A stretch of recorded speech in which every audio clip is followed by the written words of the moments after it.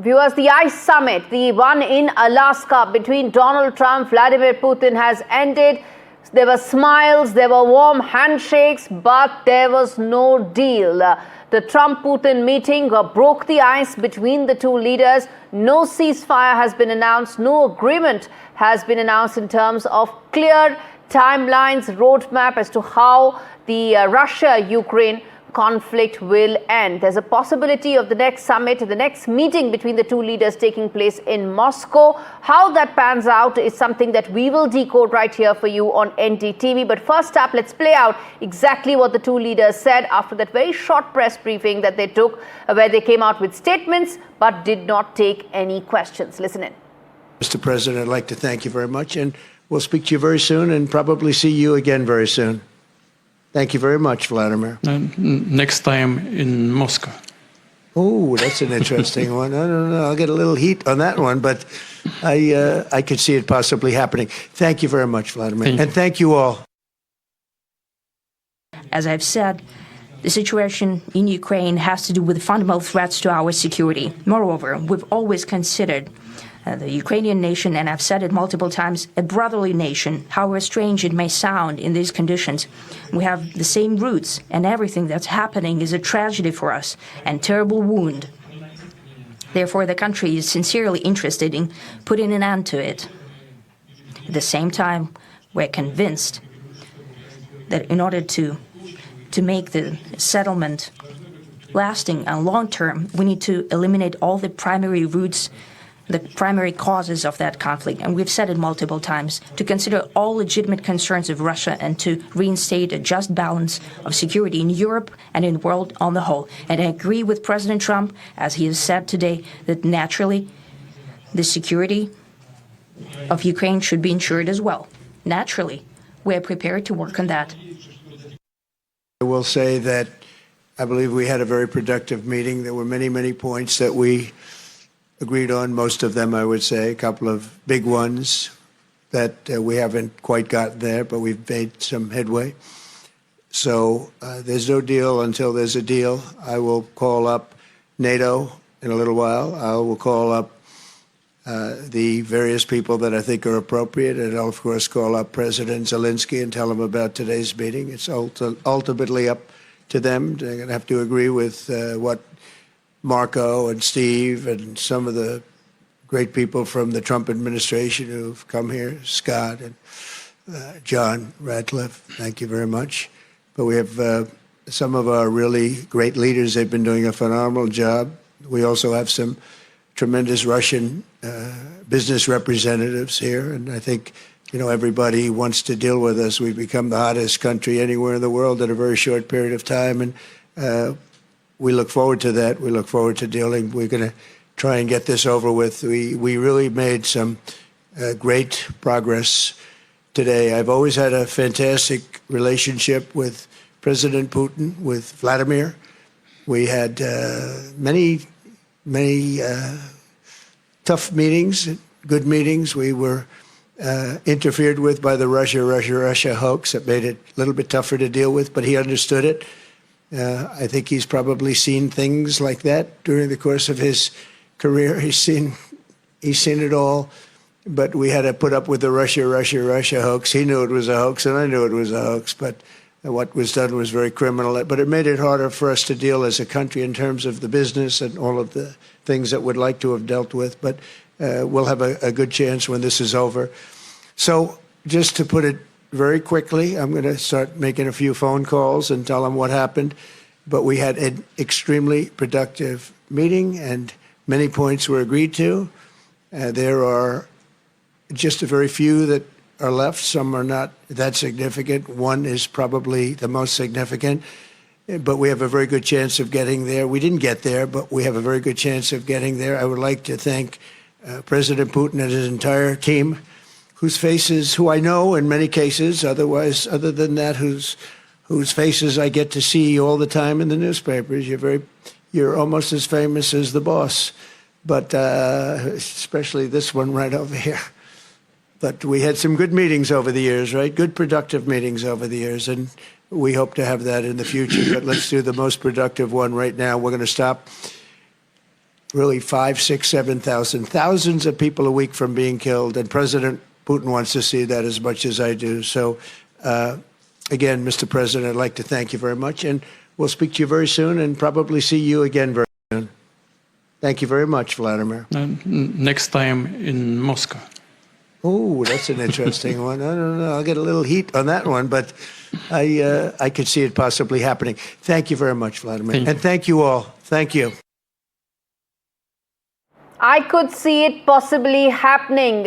Those are the final set of words that were exchanged between Vladimir Putin and Donald Trump as they wrap things up in Anchorage in Alaska. And that really sets the stage for what lies ahead. Let's now quickly rope in a guest joining me this morning, Matt Klink, who's a Republican strategist, Sarah Clare, who is a professor and foreign policy commentator, and David K. Johnston, senior journalist, joining us live from Washington, D.C. Thank you so much, all of you, for joining me on this special broadcast. And in fact, let me start with Matt and Sarah in terms of their opening comments. Even though there may not have been a ceasefire, there may not have been a cessation of hostilities, no roadmap, but clearly people now, the experts are talking who won and who got the better end of the deal in terms of the summit. Sarah, there is a growing sense that Vladimir Putin may have just come out with more potential wins that he will be taking back to Moscow with him. I wouldn't say that. I think that, President Trump, his goal with this meeting was to find out what Putin wanted and what would bring him to the table with Ukraine. And we actually heard a little bit of that in the comments that he made at the podium, at the press conference, where he talked about wanting cooperation on tech and space and Arctic exploration. And he also said that he wanted to work towards an end to the Ukraine war. So I think we're finally possibly getting a sense of that, and that's what Trump was looking for. It was definitely, a disappointment that they weren't able to come to a better deal. But Trump did mention that he was going to be calling up the Europeans and the Ukrainians. So I also think we need to wait and see how those conversations go, because those are the people who matter in terms of moving this forward. So, we may be hearing more about this. It may evolve after Trump has those conversations. All right, Matt, then let me ask you this. When those conversations happen with people who are directly affected by the Russia-Ukraine conflict, would they be happy with the next summit actually taking place in Moscow? Well, I don't think that the next summit, that was a great response by Vladimir Putin, but I do not believe that Zelensky is going to go to Moscow to negotiate an end to the war. Trump may go to Moscow to talk about other things with Putin, but look, anyone who says that, or who thinks that they can predict a winner or a loser from what just happened is filling it full of their own ideological biases. I've heard everything from Putin has the advantage because Russia once owned Alaska to, the dimple in ties. Bottom line, nobody knows. The press event that they had was not a press conference. Both leaders made statements and got out of town quickly. There will ultimately be a readout that will happen, and at that point we'll be able to determine what, if anything, of consequence happened. I will tell you that on American TV just a few minutes ago that Donald Trump rated the meeting a 10, but he also said during his remarks that there is no deal until there is a deal, clearly indicating that nothing was solved.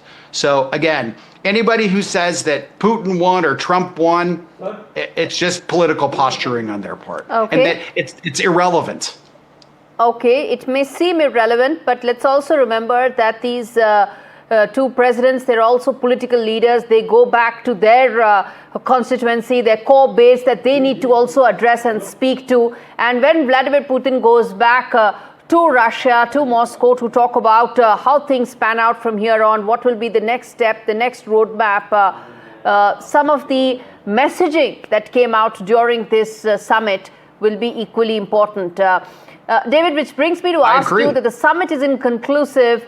Where do we go from here in terms of the conflict? It continues. There is no cessation of hostilities. There is no ceasefire. And there is a certain military momentum that the Russian forces have right now.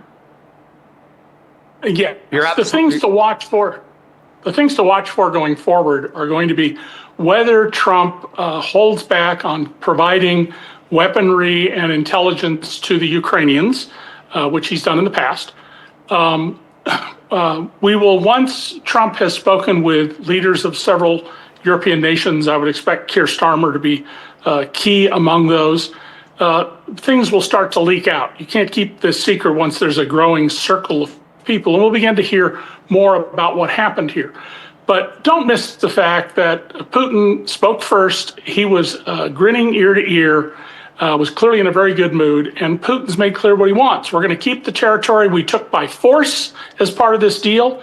One of the issues I'm sure they did not resolve today is what about the 20,000 kidnapped Ukrainian children that Russia is now trying to parcel out as adoptees to make them Russians. That would clearly have to be part of any settlement. But yeah, within a few days, I think we'll have a fairly good picture of just what went on in that room. We should be very glad that Trump did not meet alone with Putin as originally proposed, with only a translator, likely a Russian translator in the room. Marco Rubio and some others from the State Department were there. So we do have but there was also that very brief but very important. There was also that very brief but very important ride that the two leaders took in the Beast. So whatever, if they wanted to speak to each other, they had that. I don't know, that may be a 10-minute window or 8-minute window, whatever, but that window did exist. It certainly is window dressing for Putin to have ridden in the Beast. And in that way, in a PR sense, diplomatic PR sense, Putin did very well today.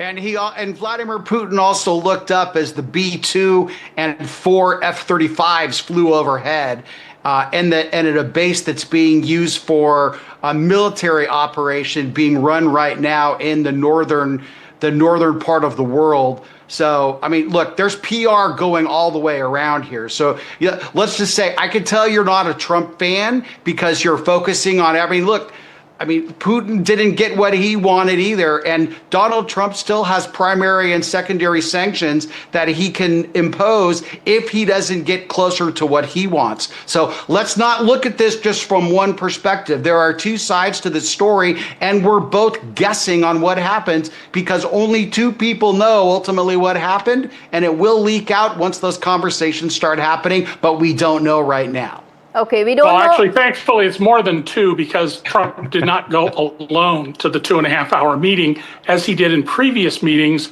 where he said he trusted Putin and took him at his word and did not trust American intelligence agencies. Okay, that was far back in time. Do you mean the same intelligence agencies that leaked information about Donald Trump? No, it was far back in time. It was far back in time. Viewers, David K. Johnston is talking about the 2018 summit in Helsinki between Donald Trump and Vladimir Putin that resulted in that, many would say, a very stunning news conference that followed where several allegations that were made by the American intel officials were not accepted by President Trump. But remember, this is not about that. This is not about that.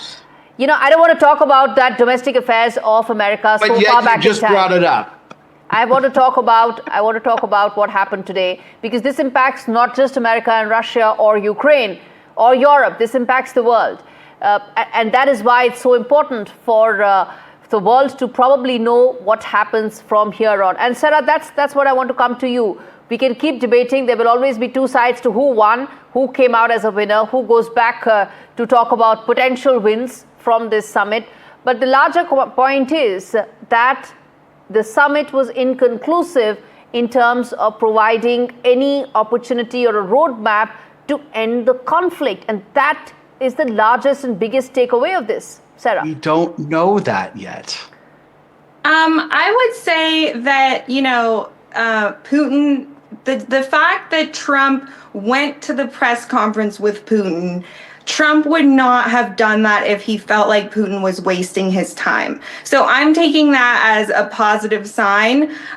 In terms of ending the war or, making progress towards a ceasefire, there's definitely more work that needs to be done on that. I think it's also important to take into consideration the comments that Putin made about, hoping that Europe and Ukraine don't interfere with the progress that's been made. And I think that was a very interesting point to focus on, because the Europeans, Ukraine is in the war, so that's different. But the Europeans have been sticking their noses in this from the very beginning, and it has mostly turned out to be unproductive. So, I do wonder how Trump is going to handle that.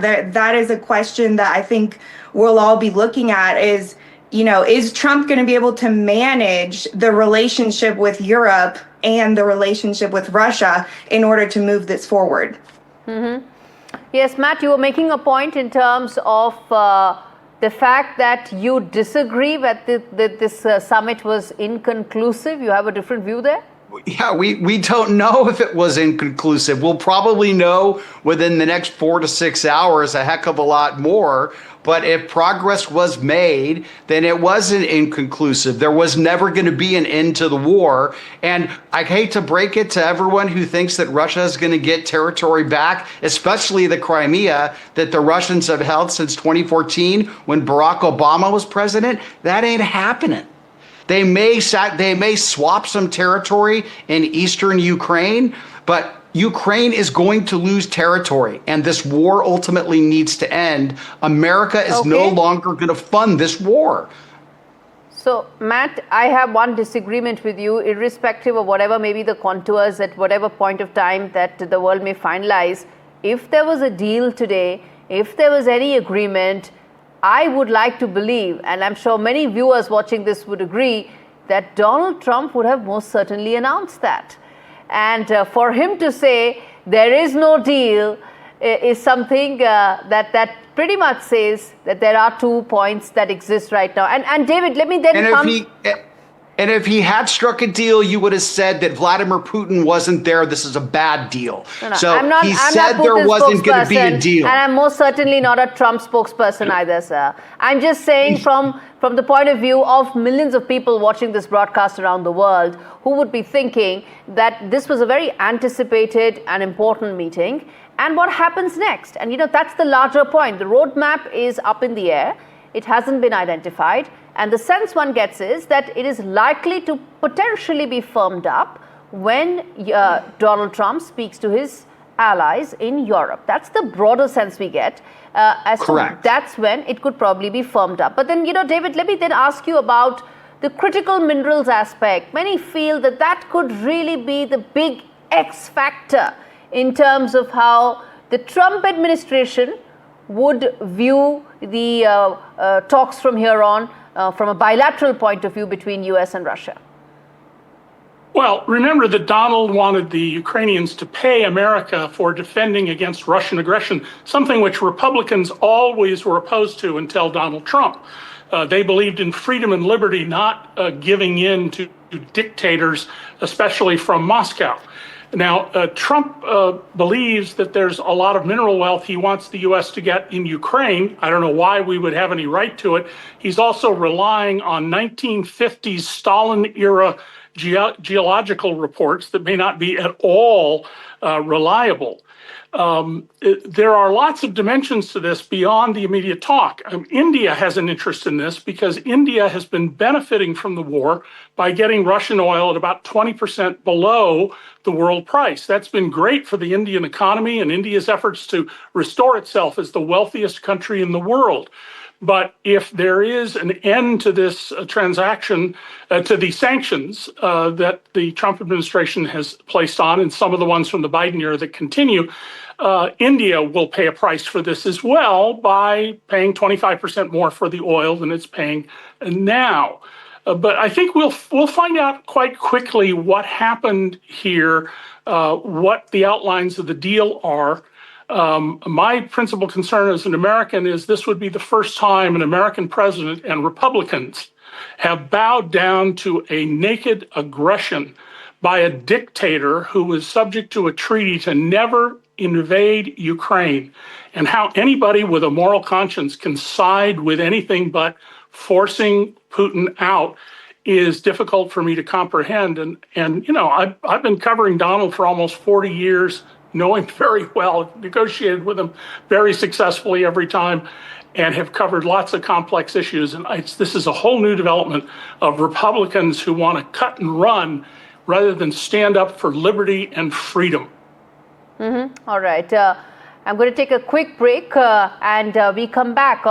Request all of you to stay with us. We come back on the broadcast. Remember, going into this meeting, Donald Trump said high stakes. 2 words, 3 exclamation marks. We come back and ask how things stand right now after that high stakes meeting. And most importantly, talk about the subtle messaging from rolling the red carpet to laying flowers at that World War II memorial that Putin did. What's the messaging there? We come back and talk on that and much more. Stay with us.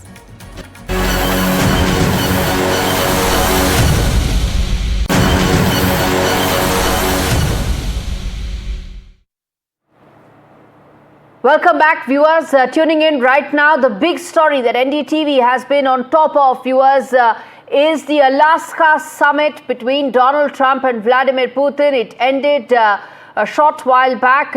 Though it's been inconclusive, it has led to some positivity in terms of the possibility of ending the Russia-Ukraine conflict. What you're seeing right now on your screens are essentially the visuals, the warm welcome that Vladimir Putin got on the red carpet. Donald Trump was waiting for him. He clapped and then shook his hand.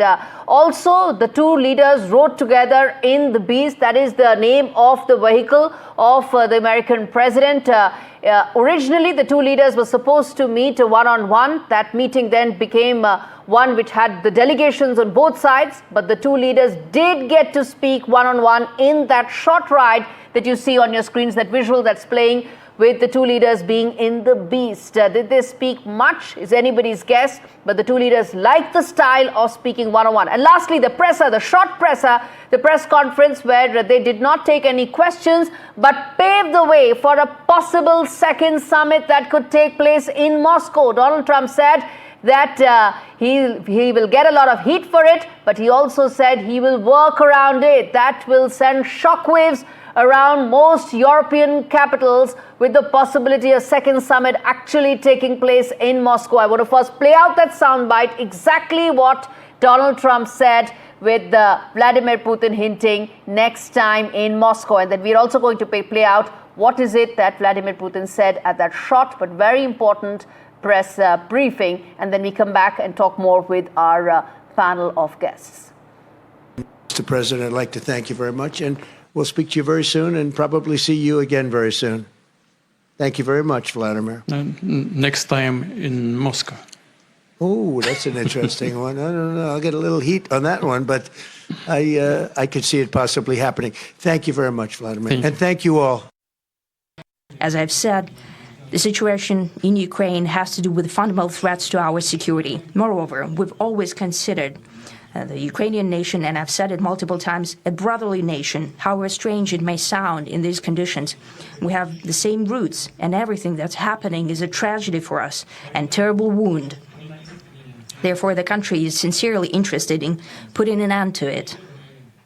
At the same time, we're convinced that in order to make the settlement lasting and long-term, we need to eliminate all the primary roots, the primary causes of that conflict. And we've said it multiple times, to consider all legitimate concerns of Russia and to reinstate a just balance of security in Europe and in the world on the whole. And I agree with President Trump, as he has said today, that naturally the security of Ukraine should be ensured as well. Naturally, we're prepared to work on that.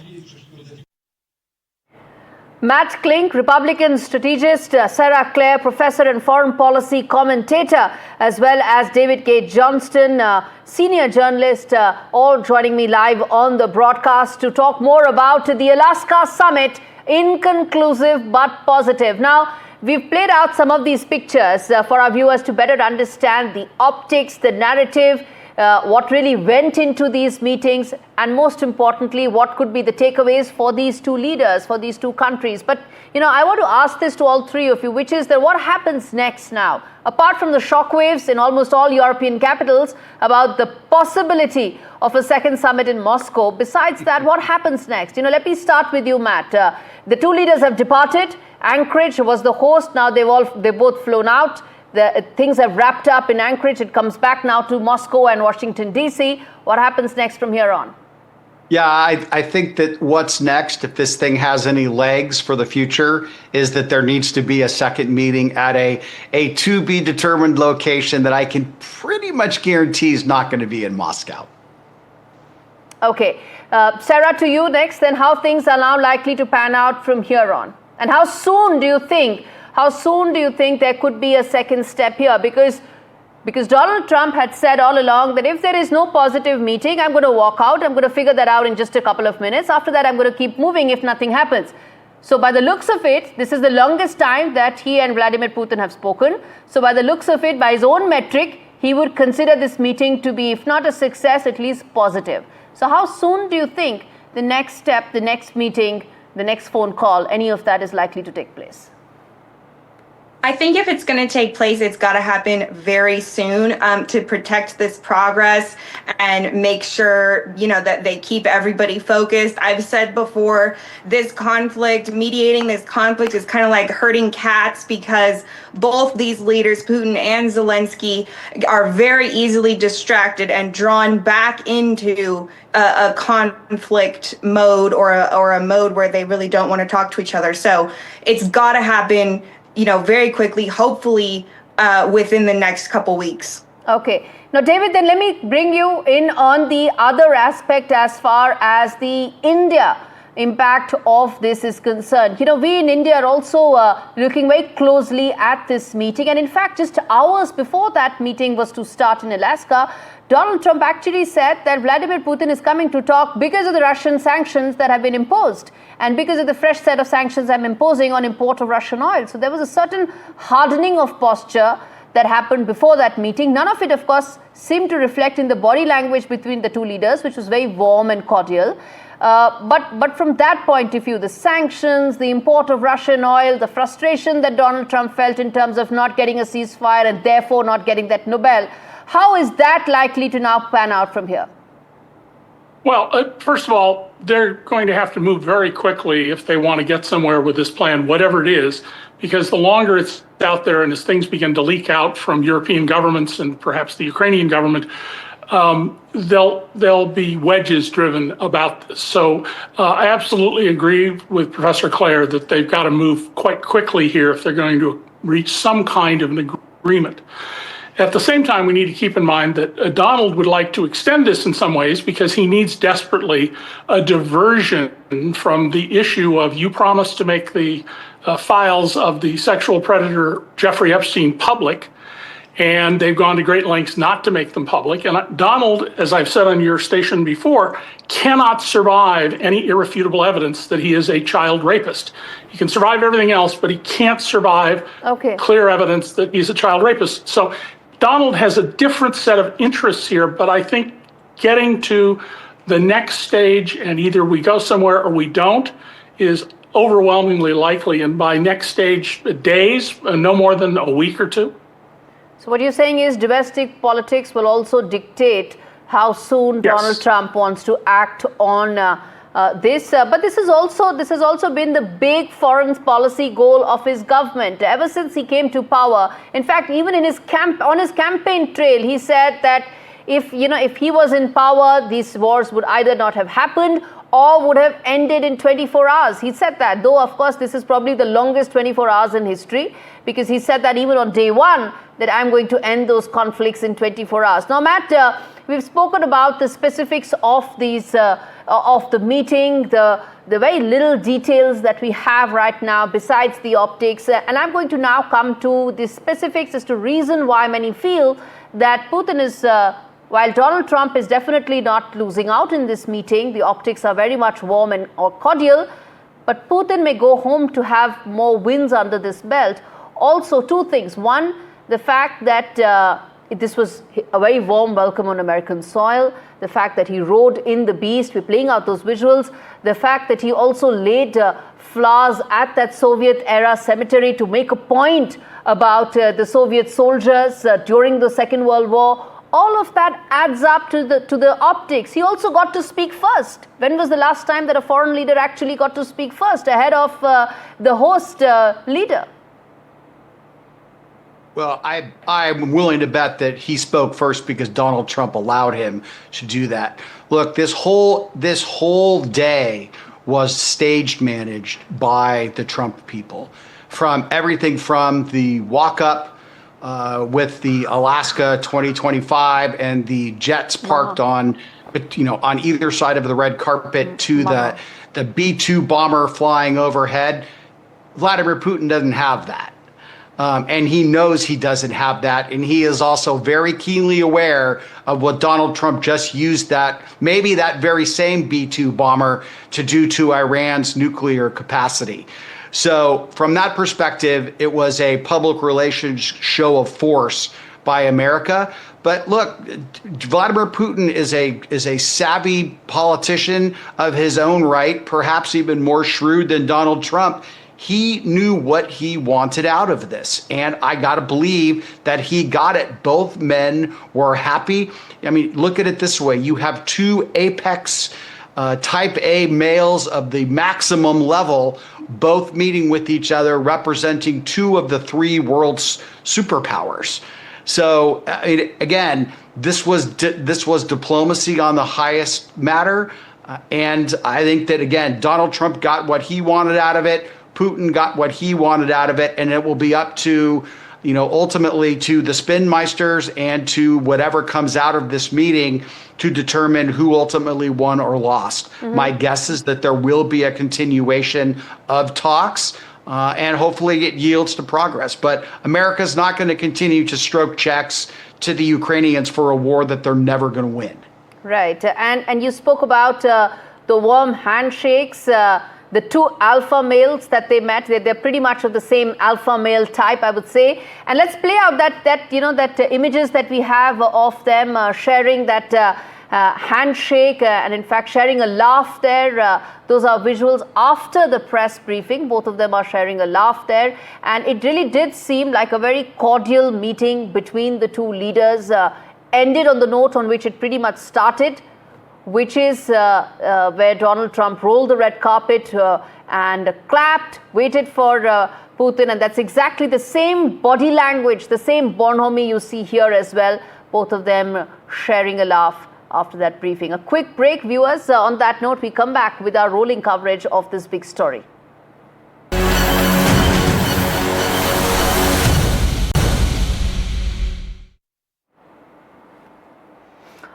Viewers, the big story that we are tracking, the ICE summit, the Alaska meeting between Donald Trump, Vladimir Putin ended inconclusive.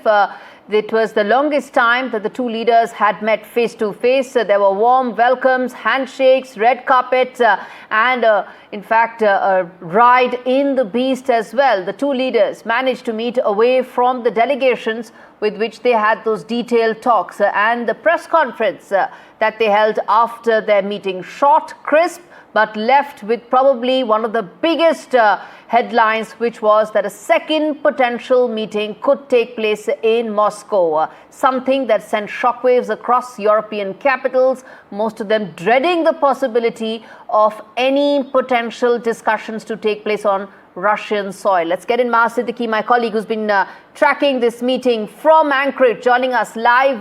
Now, Maha, things are wrapping up where you were at Anchorage. The visuals tell the story. While the meeting may have been inconclusive, warm handshakes to some red carpet welcome to a potential Moscow summit.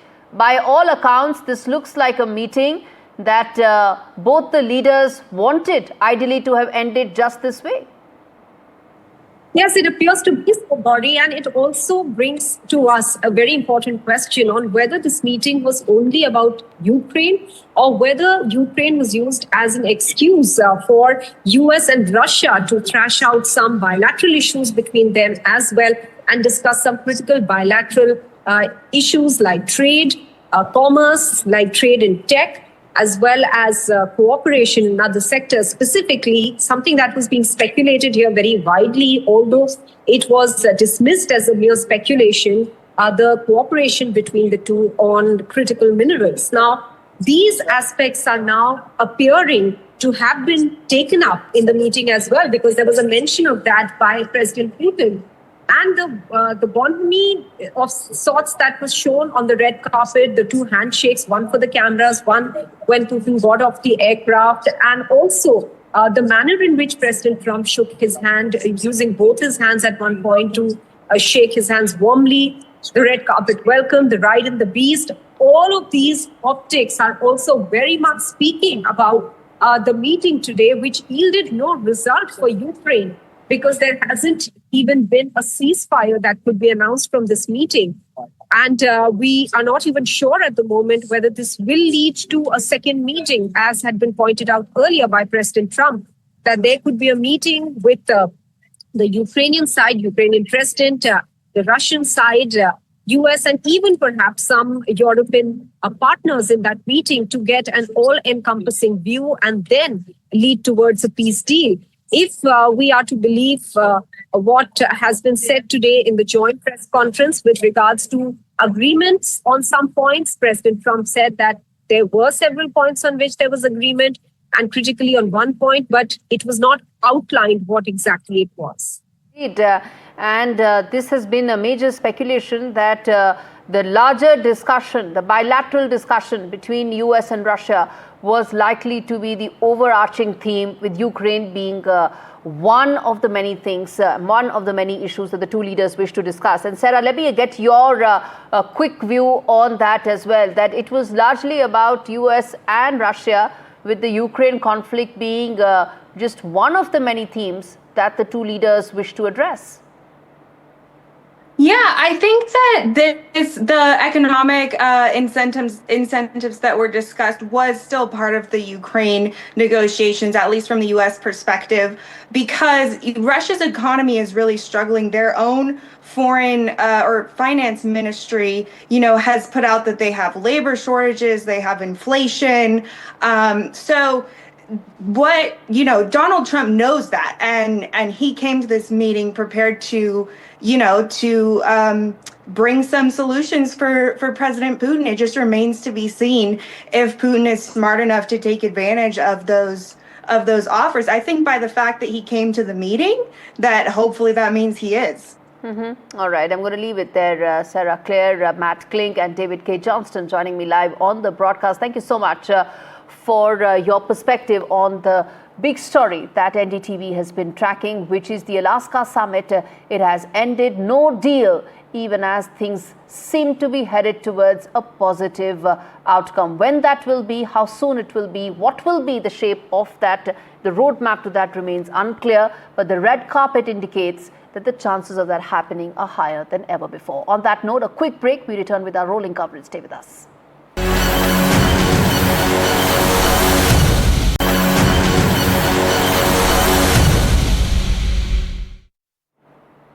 The Alaska summit may have broken the ice between Donald Trump, Vladimir Putin, but did not lead to any conclusive decision as far as the conflict is concerned. But let's get you some images, some visuals that tell you that the two leaders did strike a chord there. That is Vladimir Putin, Donald Trump, sharing a laugh after their joint press conference. There were handshakes, there's light chatter that followed the historical meeting after it was officially over. That tells you that there was bonhomie at play, just that it did not really lead to any ceasefire, any formal deal, but potentially pave the way or set the stage for that to happen in the next summit that may take place between the two leaders soon.